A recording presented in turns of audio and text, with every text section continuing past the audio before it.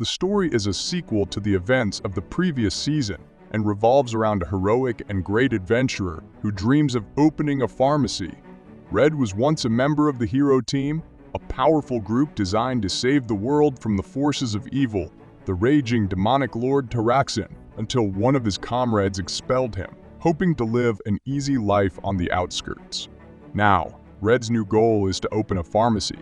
However, keeping the secret of his previous life may not be as simple as he thought, especially when the beautiful Wright, an adventurer from his past, appears and asks to join him. The shady people working for Lube, finding the airship, and Keith, the person who stopped Tay earlier, asks the lackeys to search the ship. The lackey mentioned that they won't be able to find anything in the dark, but Keith still insists and the lackeys understand. One of them then asks Keith what he is wary of, as he even abandoned the hideout that they arranged, and Keith mentions that he noticed a spider crawling about their hideout. The scene then cuts to Rudy waking up from her sleep, and she thinks that going to sleep and waking up in the morning is one of the small joys of life. She then does some morning stretches, and afterwards she cleans her house. She thinks that the pleasure of exercise and the spotlessness of a freshly cleaned place were something that she once deemed unnecessary as a hero, but she now gets to experience them. Thanks to her new blessing called Shin, she takes a bath and she states that Shin is not a blessing granted by God Demis, but a power born from her own free will. She then notices Tay with a worried look on her face, and the scene cuts to her checking out her herb farm. With Tay thinks that the farm is coming along nicely, and Rudy mentions that she couldn't have done it without her. Tay states that she doesn't even know if she's being useful, as she has no experience growing herbs, and Rudy tells her that two heads are always better than one TA. Then states that she didn't expect Rudy to grow herbs, and Rudy mentions that growing herbs is going to be her main job. Tay wonders if she is doing this to help Red, and Rudy states that this is a big part of the reason, but she just wants to do something which doesn't involve her battle. Tay thinks that this is wonderful, and Rudy tries to ask her about last night, but she avoids the subject. TA then notices that one of the herbs is not looking good, and she asks Mr. Crawley Wally if he can tell what's wrong with it.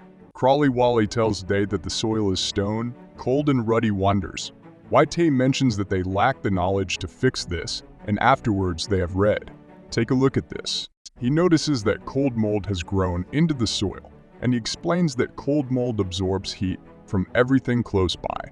He states that only huge colonies of them cause problems for adventurers, but in farms even a trace can cause a disease. He mentions that since Rudy noticed it early and came to him, they might be able to fix this. He asks Rudy to help him, and the scene cuts to them making some chemicals for the soil. After making it, they spread the chemicals around the farm, and Red states that with this, the herbs should recover in time. He then tells Red that Rudy is changed, and she is working really hard to save these little herbs.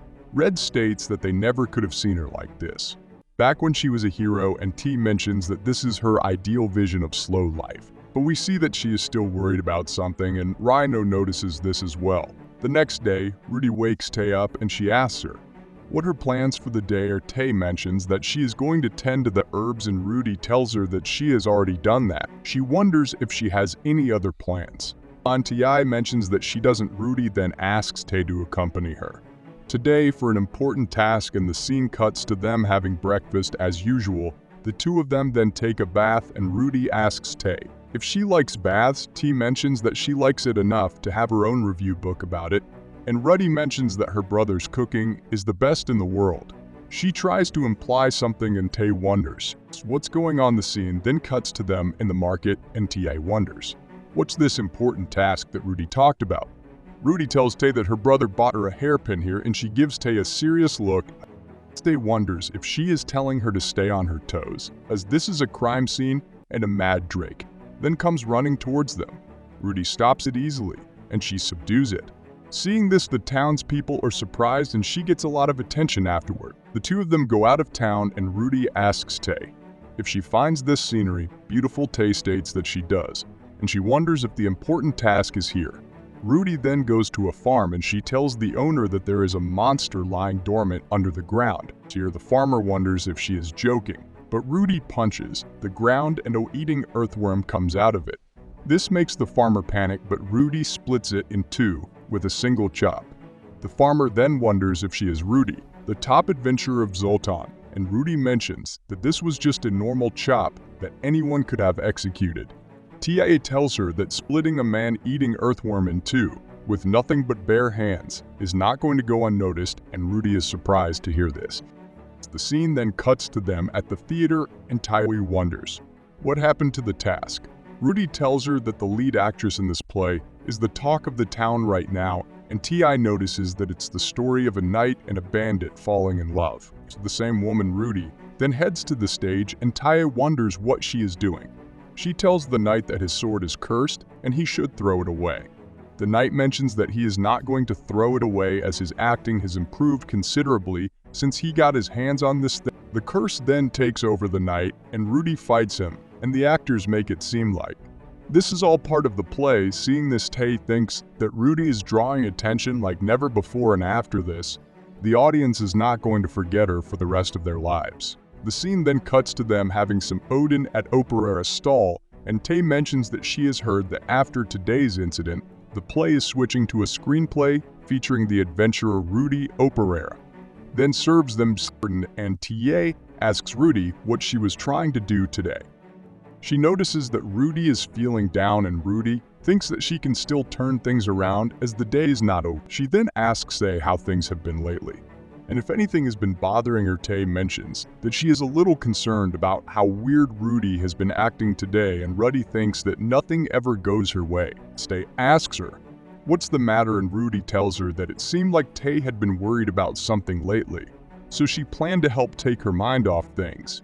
She planned to treat her to her favorite Odin and hear her vent, but it didn't go so well. Tia then thinks that Rudy is so strong that today's events felt inconsequential to her, and she never considered that they would cause a scene. She thinks that Rudy is really abnormal, and she tells Rudy that she is kind. Rudy mentions that she always messes things up and Tay has to clean up. After her, she mentions that she did her best to keep a low profile by not using her special skills, and she even insisted that she is a normal adventurer, but it had the opposite effect. Tay tells her that at least she is better off than before, and Rudy wonders if she was even worse before. Tay states that it was really bad when she threw that knight off the bridge, and they then laugh. Tay thanks Rai for everything, but she thinks that she doesn't need to worry about her, as everything will be over by tomorrow morning.